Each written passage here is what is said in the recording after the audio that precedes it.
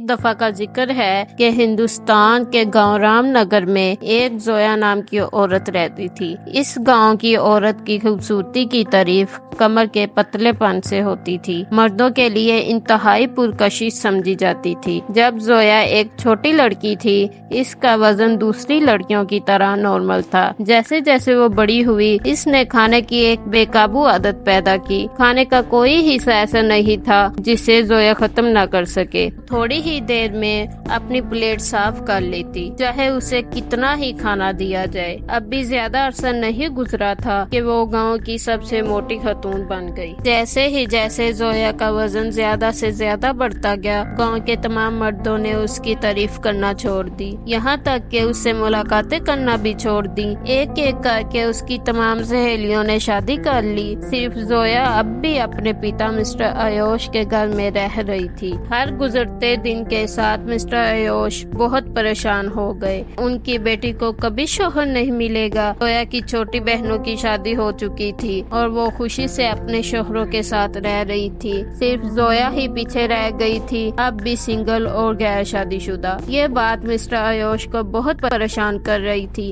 خیال رکھنے والے باپ کے طور پر اس نے اپنی بیٹی کے لیے ایک پتی کی تلاش کی۔ دنوں بعد مسٹر آیوش کو خبر ملی کہ اس کے ایک اچھے دوست کا بیٹا یش نامی ایک نوجوان کئی سال شہر میں رہنے کے بعد اپنی شادی کے لیے گاؤں واپس آیا ہے۔ سنہری موقع پر مسٹر آیوش نے جلدی سے اپنے دوست کو اپنی بیٹی زویا کے بارے میں سب کچھ بتا دیا۔ ممکنہ طور پر اس سے شادی کرنے کے ارادے سے یش کے آنے زویا سے ملنے کے لیے ایک تاریخ طے کی گئی۔ زویا نے شوہر کے آنے کے بارے میں سنا، وہ بہت خوش ہوئی۔ آخر کار کے تمام دوستوں بہنوں کی طرح شادی کرنے کا موقع ہو سکتا ہے۔ یش کے آنے سے ایک رات پہلے زویا بہت خوبصورتی سے تیار ہوئی۔ اگلے دن جب یش پہنچا، اس کی نظریں زویا پر پڑی تو اس کے چہرے پر مایوسی چھا گئی۔ یش نے بیزاری سے زویا کو گھورتے ہوئے کہا کہ وہ خوبصورت عورت نہیں ہے سے شادی کرنے کا تصور کیا تھا۔ یہ بولا اور کمپاؤنڈ سے نکل گیا۔ زویا کا دل ٹوٹ چکا تھا، وہ ساری خوشی ختم ہو چکی تھی جو لمحوں پہلے اس نے محسوس کی تھی۔ وہ اپنے کمرے میں واپس چلی گئی، دروازہ بند کر دیا اور کئی دنوں تک بے قابو روتی رہی۔ میں اکیلی اور اکیلی ہی رہوں گی، کوئی بھی آدمی مجھ سے شادی نہیں کرنا چاہے گا۔ وہ بار بار روتی رہی، اپنے کمرے میں روتے ہوئے کئی دن گزارے۔ تھک کر چپ ہو گئی، اس کے مسئلے کا کوئی حل ہونا چاہیے۔ اس نے سوچا کہ وہ جانتی ہے کہ اب کیا کرنا چاہیے۔ وہ عظیم دریائے دیوی کے پاس جائے گی۔ زویا گھر سے نکلی اور گاؤں سے گزرتی رہی، یہاں تک کہ وہ دریا کے کنارے پہنچ گئی۔ ایک گہرا سانس لے کر اس نے اونچی آواز سے پکارا، عظیم دریا کی دیوی، پلیز میری پکار اور تسلی سنو، مجھے آپ کی مدد کی اشد ضرورت ہے۔ جادو سے دریا کی سطح پر بلبلے اور جھاگ ہونے لگی۔ اس کے بعد ناقابل یقین حد تک نیلی اور خوبصورت عورت پانی سے ابھری۔ یہ خود دریائے دیوی تھی۔ دیوی نے اس سے پوچھا، میں آپ کے لیے کیا کر سکتی ہوں نوجوان لڑکی؟ عظیم دیوی، مجھے میری عمر کی دوسری لڑکیوں کی طرح دبلا پتلا اور خوبصورت بنا دیں۔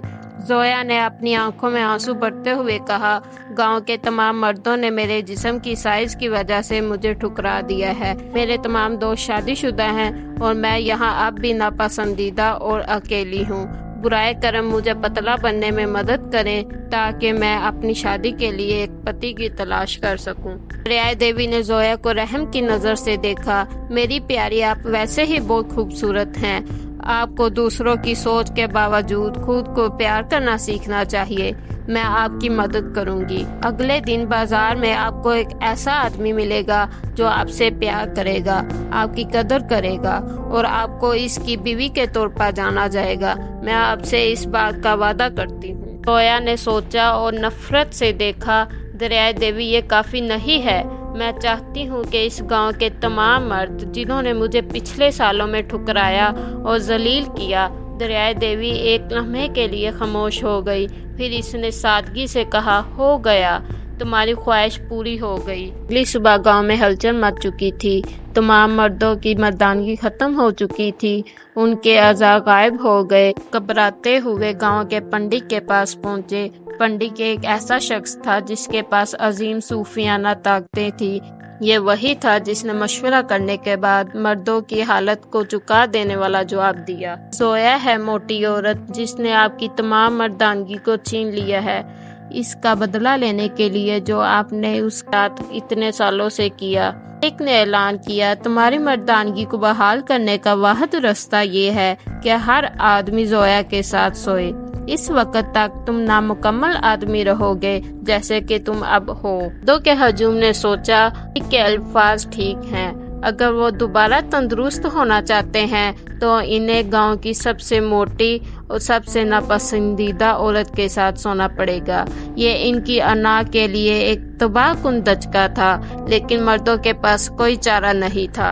एक करके वो जोया के घर बाहर कतार में खड़े रहे, अपनी बारी का इंतजार करते रहे थे। उस औरत के साथ सोने के लिए तैयार है जिसे वो इतने अरसे से लंथन कर रहे थे।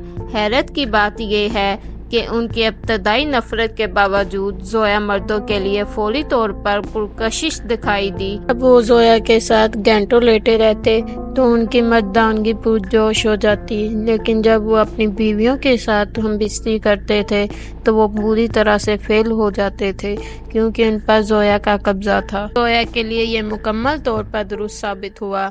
ये वो सब कुछ था जिसके बारे में जोया ने ख्वाब में देखा था।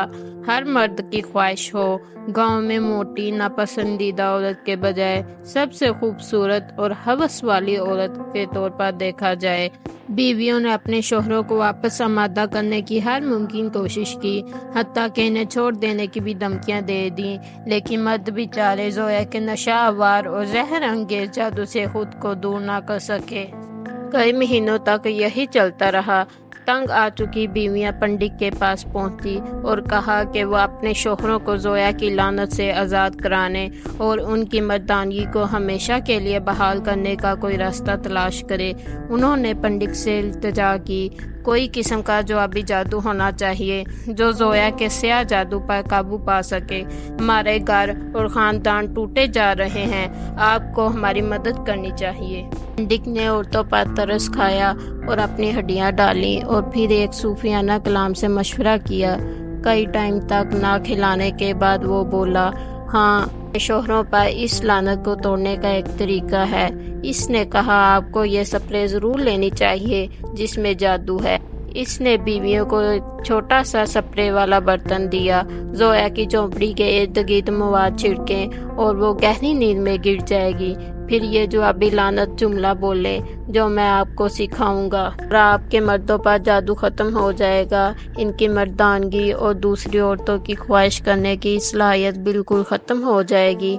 बीवियों ने बर्तन को हाथों में पकड़ लिया जैसे ये दुनिया का सबसे कीमती जेवर है। जल्दी से जवाबी जुमला सीखा जो पंडित ने उन्हें सिखाया। बीवियों ने पंडित का शुक्रिया अदा किया। इस रात जब मर्द एक बार फिर जोया के कमरे में थे, बीवियों ने अपना मंसूबा हरकत में लाया।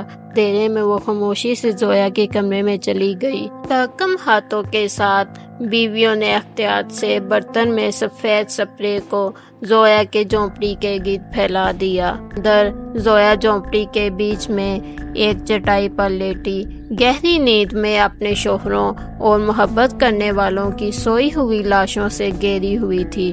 फिर जल्दी से उन्होंने 3 बार कदीम जुमला बोला जैसा कि जो पंडित ने कहा था।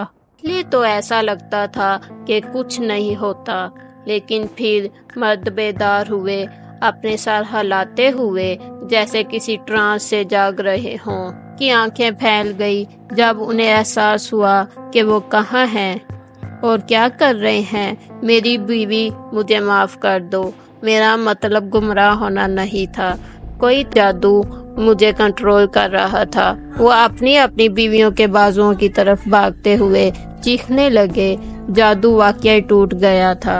ये बात गांव में तेजी से फैल गई। लानत की तहलील हो रही है और तबाहशुदा मर्दों पर जोया की गिरफ्त है। मियाँ बीवी एक बार फिर मिलने पर खुश हुए। जहाँ तक जोया का ताल्लुक है, وہ اگلے دن الجھن اور چکرا کا بیدار ہوئی۔ پچھلی رات کی واقعات کی کوئی یاد نہیں تھی۔ جب اس نے ان مردوں کو پکارنے کی کوشش کی جنہوں نے صرف ایک دن پہلے ہی اس کی خواہشات کی تسکین کی تھی، وہ خاموشی سے مل گئی۔ سب لوگ اپنی بیویوں کے پاس جا چکے تھے۔